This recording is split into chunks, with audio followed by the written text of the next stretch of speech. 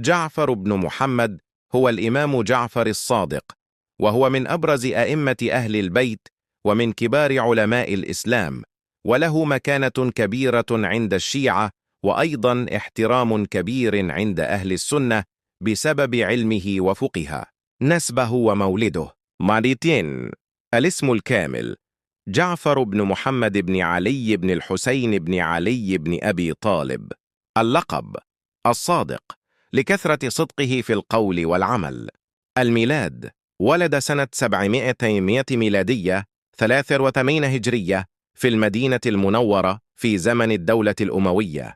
حياته وعلمه: كان إماما في الفقه والحديث والكيمياء والفلسفة والعلوم الطبيعية، وله تلاميذ كثر، من بينهم أئمة المذاهب مثل أبو حنيفة ومالك بن أنس.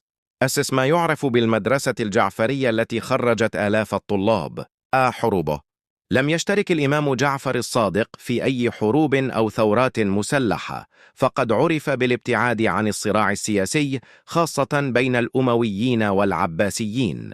كان موقفه يميل إلى العمل العلمي والدعوي بدلاً من الثورة المسلحة، بعكس بعض أفراد أهل البيت الذين قادوا ثورات مثل زيد بن علي. وفاته: توفي في المدينة المنورة سنة 765 ميلادية 145 هجرية في زمن الخليفة العباسي المنصور. يقال إن وفاته كانت طبيعية، لكن بعض الروايات عند الشيعة تقول إنه سم بأمر من الخليفة العباسي. أهل السنة يرونه عالما كبيرا وفقيها من فقهاء المدينة، يعتبر من التابعين لأنه أدرك بعض الصحابة الكبار.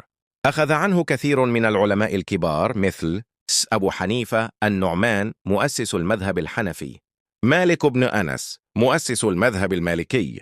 لم يكن عند السنة إماما دينيا معصوما، بل إمام علم وفقه يحترم ويوقر. لم يعرف عنه دخول في السياسة أو الثورات، بل كان يميل للعلم والزهد.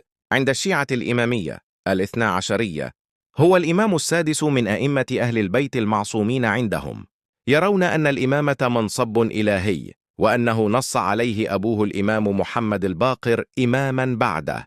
يعتبرونه صاحب المدرسة الجعفرية التي نشأ منها الفقه الجعفري. ينسب إليه كثير من الأحاديث والأحكام الفقهية، ويعرف عنه أنه نشر علوم الدين والفلسفة والطبيعة. يؤكدون أن وفاته كانت بالسم بأمر من المنصور العباسي.